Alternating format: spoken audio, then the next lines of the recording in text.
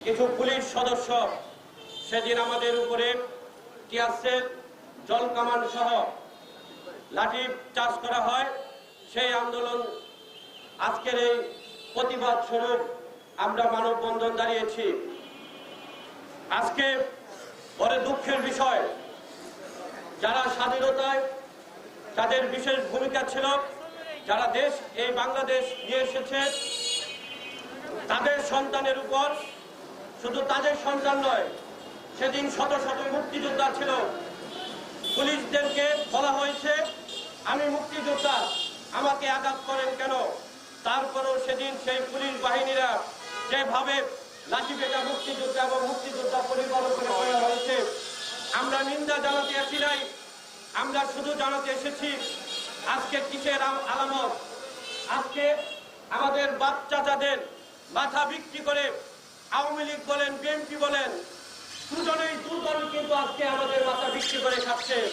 অথচ আমাদের সম্মান, আমাদের যে নিরাপত্তা, সেই নিরাপত্তা কিন্তু এখন পর্যন্ত আমরা সুরক্ষা পাইনি।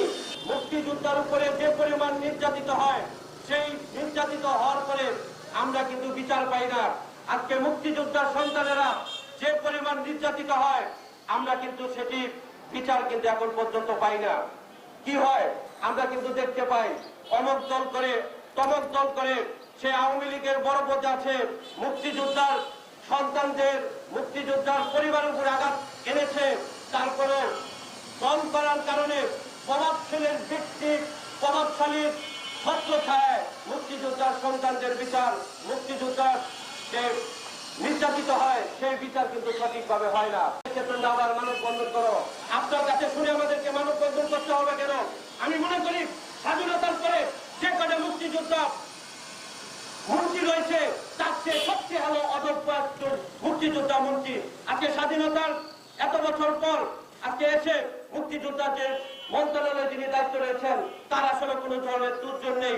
আমরা দেখতে পেরেছি এখন পর্যন্ত কিন্তু গত 3 বছর আজকে কমিটি নেই, গত 3 বছর আজকে মুক্তিযোদ্ধার যে সংসদ, সেটি কিন্তু আজকে বিলুপ্তের পথে, সেটি কিন্তু নির্বাচিত হয় না, যার কারণে আমরা অসহায় ভাবে পালন করছি।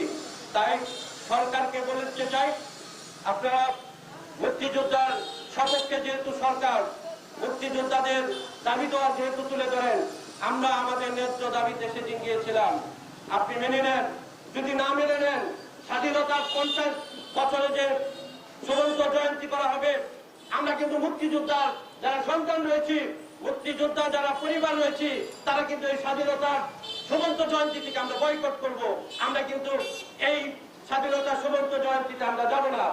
আমাদের উপরে যেভাবে নির্যাতন সেদিন করা হয়েছে, খুঁজে বের করতে হবে।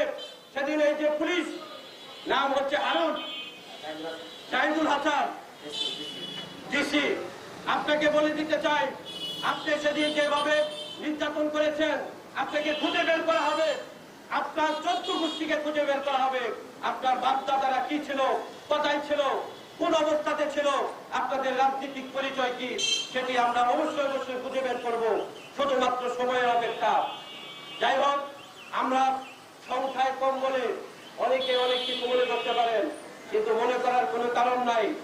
আমরা এ দেশকে ভালোবাসি, এ দেশের প্রতি আমাদের যে মায়া মহব্বত রয়েছে, তার কারণে আসলে আমরা দেশের কোনো ক্ষতি হোক, সরকার, মুক্তিযোদ্ধার সরকার, মুক্তিযোদ্ধার দল, যার কারণে আমরা সেভাবে সরকার যাতে ব্যাগ আদায় করুক সেটি আমরা করতে চাই না।